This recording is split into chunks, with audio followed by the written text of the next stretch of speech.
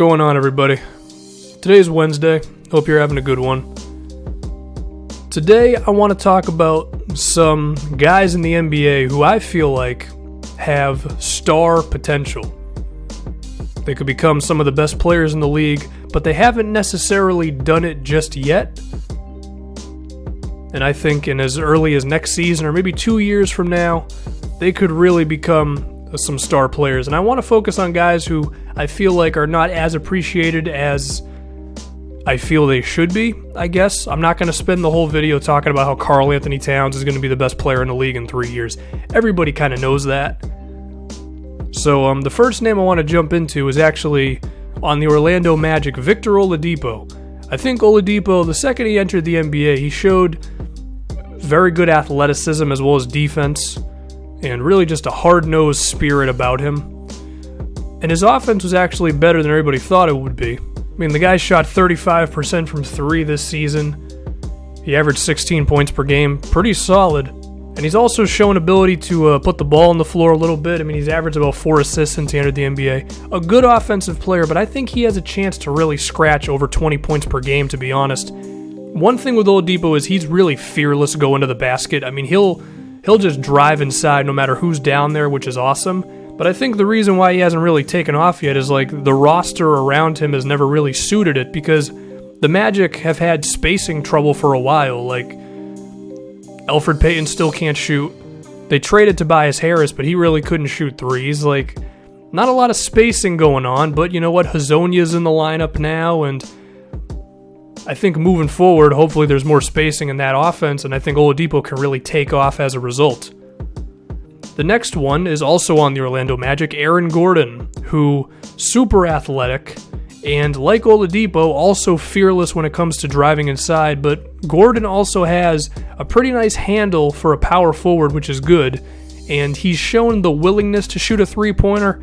He hasn't been very good. He's shooting under 30% for his career from three, but I think given Gordon's ball handling ability and the fact that he is extremely athletic at the power forward position, I think there's a chance Gordon will shoot up to like 16-8 next season. I mean, it's going to be his third year. Again, Tobias Harris's departure really opens up a lot of things for that Orlando team.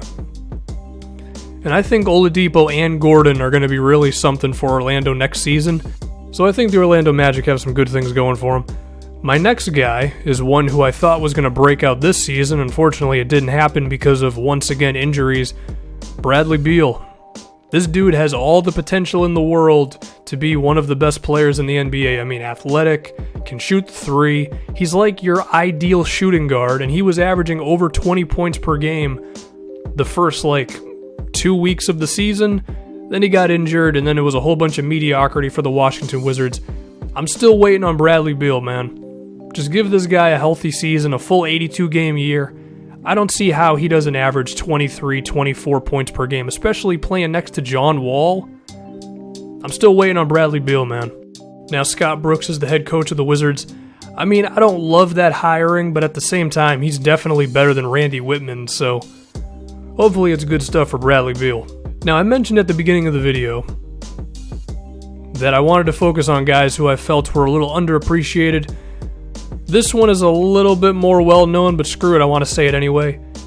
Giannis Antetokounmpo. I think it's safe to say Giannis is going to be an all-star next season. The dude's going to average 18 points, 7 assists, and 7 rebounds, possibly more, because Milwaukee is running him a point guard now. I mean, Giannis showed the ability to be a really good playmaker, and then there's the whole super athletic at 6'11" and can drive past guys, and he can post up on smaller guys, and he can switch on anybody on defense. Giannis is just going to be a freak, man.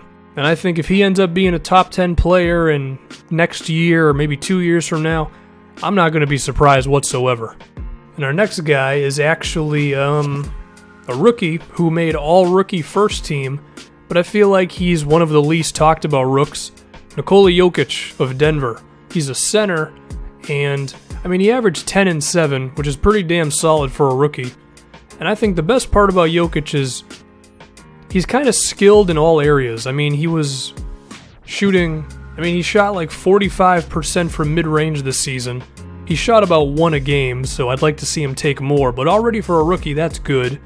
Finished well inside, averaged about 3 assists per game, I'm pretty sure. Thing with Jokic, like I mentioned, good at pretty much everything, but he's so smart. He always finds himself in the right spot, He knows when to roll, he knows when to pop, he knows when to find the open guy, he knows when to slip inside when Moutier drives in. Like, it's all really good stuff. So I think Jokic is the long-term option for the Nuggets at center. I think he's going to be awesome for them. All rookie first team and not really getting talked about. And for my final one, I've said this one before, I'll mention it again. Another rookie, D'Angelo Russell, who I feel got a decent amount of flack this season for, not setting the world on fire. Also, the whole Nick Young cell phone thing didn't help him out, but I think D'Angelo Russell shows ability to put the ball on the floor, to shoot, and I think just from Kobe Bryant not being there next season, the ball's going to be in D'Angelo's hands a whole hell of a lot more. He's going to be alright. Okay, the guy's 20 years old? I mean, his ability to speed up and slow down and really take control of the game at his own pace, I think that's going to be D'Angelo's greatest strength in the NBA. And I think he's going to be fine. But it seemed like some people were disappointed by his rookie season, so I don't know, I figure I'd mention him. I think those are all the names I'm thinking about. There might be another one, but I can't be damned to remember at this point. Anyway, enjoy your Wednesday, y'all.